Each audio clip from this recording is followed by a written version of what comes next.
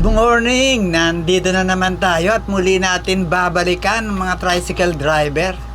I-explore natin ngayon kung anong magandang samahan nitong mga driver na to bilang isang tricycle driver, kung paano sila kumikita ng maayos at kung paano nila mapapanatili ang magandang samahan nila ng bawat driver dito sa kanilang Toda, EBB Toda.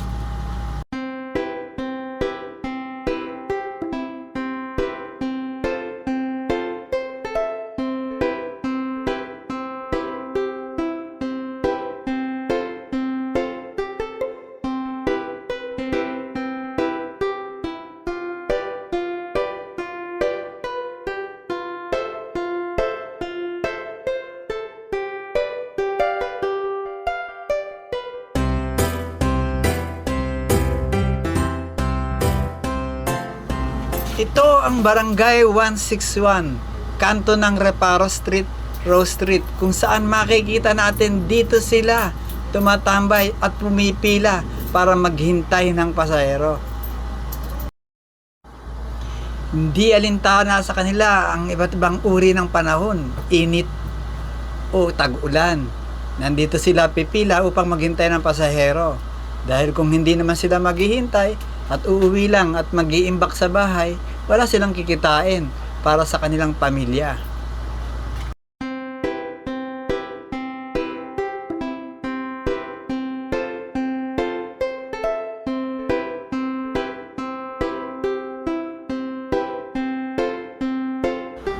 Sadyang mahirap ang buhay ng isang tricycle driver. Kailangan magtiis, kailangan ng sipag.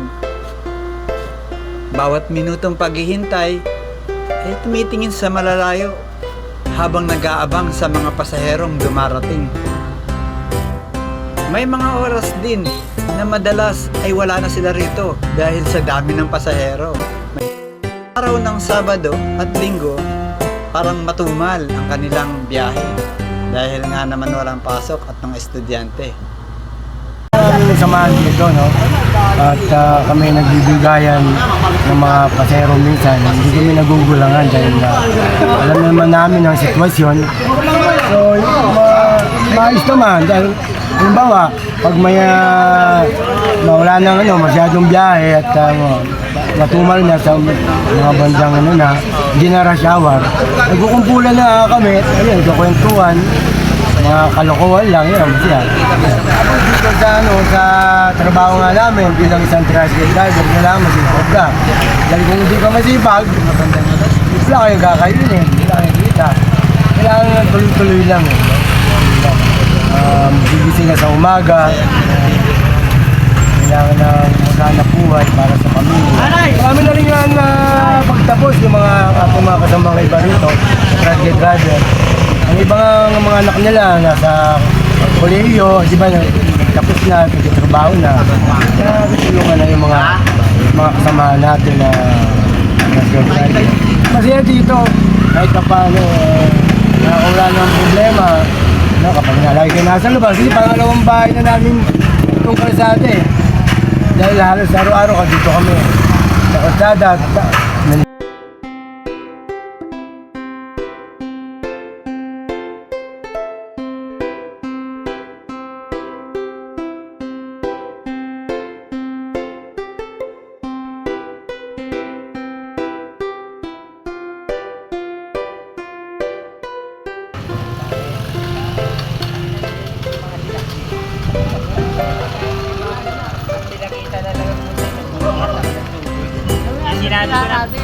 natin mga tubig niyan.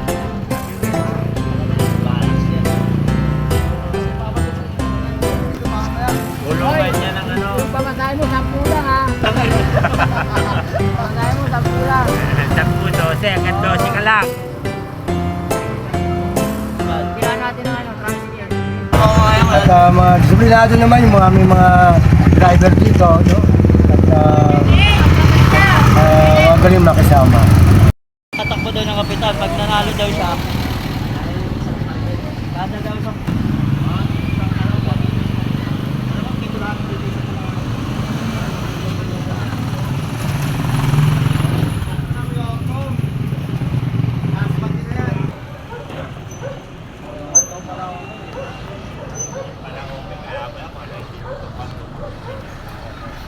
niya open.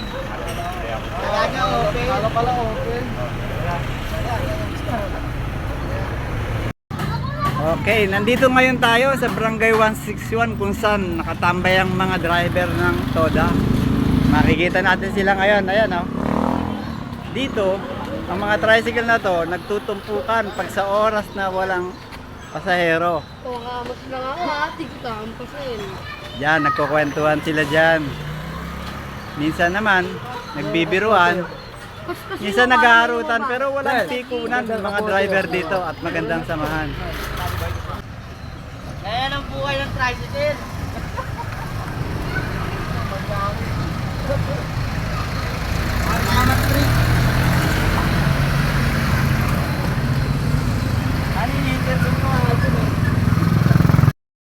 Bombero yata ito eh. Bombero ito eh. Ay, iramin mo muna mukha. Parang pambombero na ito. Walang baba. Walang baba.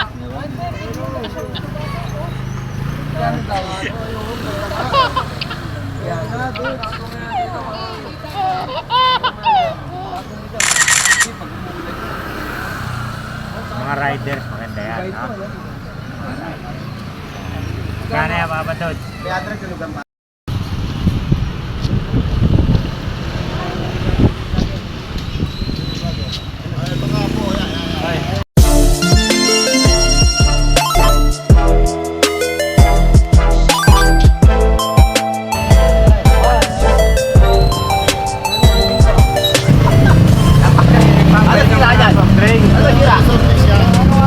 Bakit?